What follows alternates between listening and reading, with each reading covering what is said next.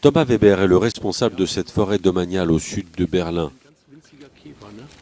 Cela fait 30 ans qu'il occupe ce poste et l'année dernière, alors qu'il ne s'y attendait pas, les pins ont commencé à mourir. Je n'aurais jamais imaginé que cela puisse arriver si vite.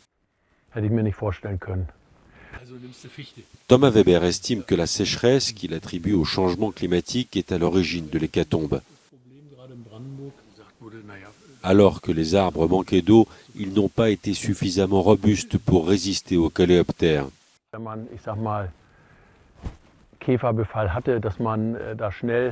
Normalement, on nettoie l'écorce pour contenir les invasions de coléoptères. Mais la sécheresse et le changement climatique rendent tout contrôle impossible. Toute l'Allemagne enregistre un recul des massifs forestiers. Selon le ministère de l'Agriculture, 110 000 hectares de forêt sont sur le point de disparaître. C'est l'équivalent de 150 000 terrains de football.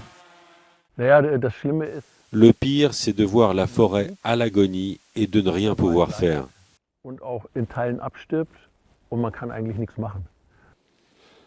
Le gouvernement allemand a débloqué un budget de 800 millions d'euros pour enrayer le recul des massifs forestiers. L'armée sera appelée pour défricher les arbres morts et planter de nouvelles essences choisies pour la profondeur de leurs racines qui doit leur permettre de mieux faire face à la sécheresse. Il nous faudra des décennies ou des siècles avant que la forêt ne repousse. La nature prend son temps, mais je ne sais pas s'il nous en reste. Pour les experts, le temps presse. Selon eux, un nouvel été de sécheresse serait dévastateur pour les forêts allemandes.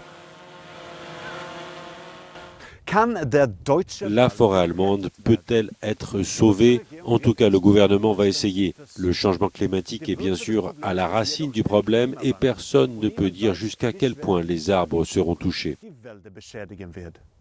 Ich bin Jonas Kellgren für Euronews aus Brandenburg.